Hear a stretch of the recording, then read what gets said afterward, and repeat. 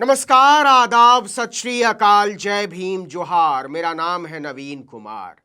आखिरकार आरएसएस ने मोदी शाह की जोड़ी के आगे सरेंडर कर दिया। तो जो लोग सोच रहे थे कि मोदी के बाद मोदी युग खत्म हो जाएगा, उनके लिए बुरी खबर है। मोदी के बाद ही नहीं, शाह के बाद कौन के सवाल का जवाब भी संघ ने तलाशना शुरू कर दिया है। 45 साल के 12वीं पास नितिन नवीन को बीजेपी ने ऐसे ही अध्यक्ष नहीं बनाया है। यह अगले 30 साल की राजनीति सेट करने की तरफ पहला कदम है और इस पहले कदम पर ही तय हो चुका है कि मोदी रहे ना रहे, लेकिन कम से कम अगले एक दशक तक भाजपा में मोदी युग चलता रहेगा।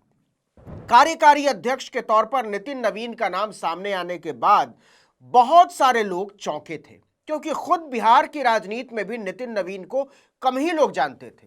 सम्राट चौधरी, दिलीप जायसवाल और विजय कुमार सिन्हा जैसे नेताओं के सामने नितिन नवीन को कभी सपने में खुद भी नहीं लगा होगा कि वो पार्टी की सर्वोच्च कुर्सी के लिए उपयुक्तों की सूची में उनका नाम भी आ सकता है। देखिए, बिहार चुनाव परिणाम के बाद ही नितिन नवीन को राष्ट्रीय कार्यकारी अध्यक्ष बनाने की तैयारी शुरू हो। 202 सीटों के प्रचंड बहुमत के साथ सत्ता में आई बीजेपी अब यहीं से बड़ा चेहरा ढूंढने लगी थी। चुनाव प्रचार के दौरान पार्टी को लेकर नितिन नवीन की प्रतिबद्धताओं ने टॉप लीडरशिप का अपनी तरफ ध्यान खींचा। टॉप लीडरशिप का मतलब यहां जेपी नड्डा हरगिज नहीं है, नरेंद्र मोदी और अमित शाह है। और बिहार चुनाव के बाद से ही संघ मोदी के सामने घुटनों के बल बैठा हुआ है। लिहाजा जब टॉप लीडरशिप ने नितिन नवीन का नाम आगे बढ़ाया तो संघ मना नहीं कर पाया। असल में उसके पास इससे इनकार करने का कोई विकल्प था ही नहीं। नितिन नवीन ही नहीं, मोदी शाह ने उनकी जगह किसी को भी खड़ा कर दिया होता तो भागवत के पास उनका नाम भजने के अलावा कोई रास्ता नहीं था। कहने को संगठन की तरफ से प्रस्ताव में नितिन नवीन की कार्यकुशलता, पब्लिक कनेक्ट, संगठन की अच्छी समझ का उदाहरण दिया गया था। साथ ही बिहार की जीत, छत्तीसगढ़ का प्रबंधन का भी जिक्र था। कहा तो जा रहा है कि नितिन नवीन को अध्यक्ष की कुर्सी तक पहुंचाने में आरएसएस के 2 टॉप लीडर और क्षेत्र प्रभारी की भी भूमिका, लेकिन सबको पता है कि उनकी इकलौती योग्यता क्या है, अमित शाह का भरोसेमंद होना। नितिन नवीन को कार्यकारी अध्यक्ष बनवाकर अमित शाह ने एक तीर से कई शिकार कर डाले। सबसे पहला तो यही कि भाजपा में उनकी क्षमताओं और हैसियत पर उठने वाले तमाम सवालों को कई साल तक खामोश कर दिया है। उन्होंने जताया है कि वो पार्टी में जिसे जहां चाहे वहां बैठा सकते हैं और इस बात का कोई मतलब नहीं है कि कौन उनके फैसले के साथ है और कौन खिलाफ। आपको समर्थन करना ही होगा और नहीं करेंगे तो आपको हाशिए पर फेंक दिया जाएगा। दूसरा, इस फैसले के जरिए मोदी के बाद कौन का सवाल उन्होंने खत्म करने की कोशिश की है।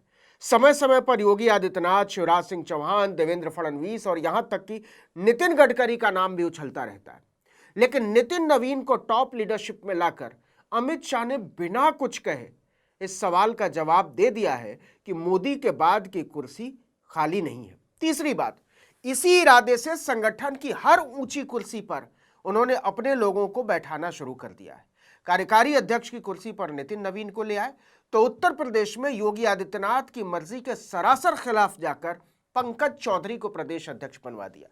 दरअसल नितिन नवीन में अमित शाह एक ऐसा नेता देखते हैं जो उनकी कठपुतली की तरह काम कर सकता है, बिना कोई सवाल उठाए उनके फैसलों पर मुहर लगा सकता है और पूरी गोपनीयता के साथ उनके निर्देशों को निभा सकता है। नितिन नवीन निर्देशों को बिना किंतु परंतु के लागू करने वाले नेता हैं।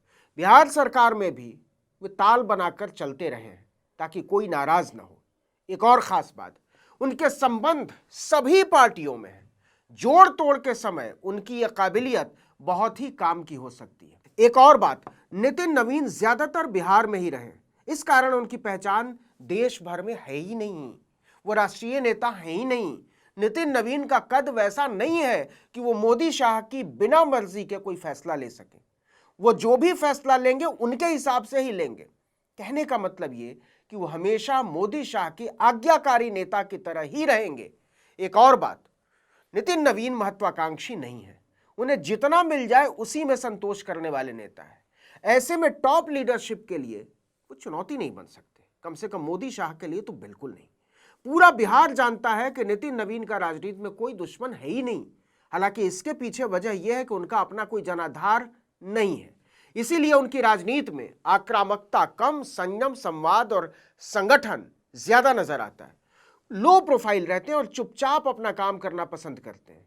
वो ना तो सोशल मीडिया पर बहुत ज्यादा सक्रिय हैं और ना ही बड़े राजनीतिक विवादों में पड़ते हैं। 5 बार के विधायक और 3 बार के मंत्री होने के बाद भी नवीन काफी लो प्रोफाइल नेता हैं। उनसे मिलना कार्यकर्ताओं से लेकर नेताओं तक के लिए बेहद आसान है। कोई भी आदमी रात हो या दिन कभी भी उनसे मिल सकता है, ये कहते हैं पटना में सब लोग। यही व्यवहार नितिन को लगातार अमित शाह के करीब लाता चला गया। कहा जा रहा है कि नितिन नवीन का नाम बिहार चुनाव के बाद लगभग तय हो गया था, लेकिन इसके पहले उत्तर प्रदेश में प्रदेश अध्यक्ष का फैसला होना था और इस वजह से देरी हुई। जैसे ही इसका फैसला हुआ, उनके नाम का भी ऐलान हो गया। एक और बात, भाजपा ने पार्टी और सत्ता में ओबीसी फॉरवर्ड कॉम्बिनेशन को रिपीट किया है। जेपी नड्डा ब्राह्मण समाज से आते हैं, अगड़े समुदाय से। उनकी जगह पार्टी ने कायस्थ समाज से आने वाले नितिन नवीन को दे दी है। अगड़ा पिछड़ा समीकरण मजबूत किया। नरेंद्र मोदी खुद ओबीसी समुदाय से आते हैं, ऐसे में पार्टी की कमान फॉरवर्ड समाज को दी गई। मोदी जानते हैं कि अपने कोर वोटर को कैसे सहेजना है। भाजपा जब जीरो पर हुआ करती थी तब उसकी ताकत यही अगड़े होते थे, फॉरवर्ड, और जब वो अपने शीर्ष पर है तो उन्हें छोड़ना नहीं चाह रही। एक और बात, नवीन बिहार के पहले नेता हैं जिन्हें भाजपा ने इतनी बड़ी जिम्मेदारी दी। ये बड़ी रणनीति का हिस्सा हो सकता है, खासकर बंगाल चुनाव को देखते हुए। बिहार में अभी भी आरएसएस की पकड़ शहरी इलाकों तक ही सीमित है। पटना, गया, मुजफ्फरपुर, भागलपुर जैसे शहरों में संघ की शाखाएं लंबे समय से लग रही हैं। नितिन नवीन की राजनीतिक पहचान भी इन्हीं शहरी क्षेत्रों से बनी है। पटना जैसे शहर में जहां मिडिल क्लास, व्यापारी और प्रोफेशनल वोट निर्णायक हैं, संघ की वैचारिक मौजूदगी भाजपा के लिए बड़ा आधार बनती रही है। नितिन नवीन की पहचान एक ऐसे नेता की है जो कार्यकर्ताओं से सीधे संवाद करता है, सार्वजनिक मंचों पर संतुलित भाषा में बात करता है और सत्ता में रहते हुए भी खुद को जनता से अलग थलग नहीं रखता है। यह शैली भाजपा के भीतर संघ समर्थित नेताओं में बहुत आम मानी जाती है। इसका फायदा यह होता है कि नेता विरोध से ज्यादा स्वीकार्यता हासिल करते हैं। भाजपा में संगठनात्मक पकड़ बिना संघ की समझ के मुश्किल मानी जाती है। नितिन नवीन की ताकत ही यही रही है कि वो संगठन की भाषा समझते हैं, बूथ, मंडल, वार्ड और जिला स्तर तक। अमित शाह को नरेंद्र मोदी की जगह लेने के लिए ऐसे नेताओं की सख्त जरूरत है। देखना होगा कि पहली बार बिहार से बाहर निकल रहे नितिन नवीन को दिल्ली भाजपा कैसे स्वीकार करती है और दिल्ली को नितिन नवीन कैसे आत्मसात करते हैं। वैसे कहने वाले कहते हैं कि उन्हें कुछ करना ही नहीं है, करेंगे सब अमित शाह। उन्हें बस एक कुशल, भरोसेमंद, धैर्यवान आदेशपाल की तरह बिना दिमाग लगाए उसकी निगरानी करनी है। इस वीडियो में इतना ही, लेकिन अगर आपने आर्टिकल 19 इंडिया को अब तक सब्सक्राइब नहीं किया तो फौरन कर दीजिए, बेल आइकॉन दबाइए, घंटी जैसी आकृति लाइक कीजिए और कमेंट करके बताइए हमारा वीडियो आपको कैसा लगा। हमारा ट्विटर हैंडल है article19_India और मेरा ट्विटर हैंडल है नवीन जर्नलिस्ट। नमस्कार।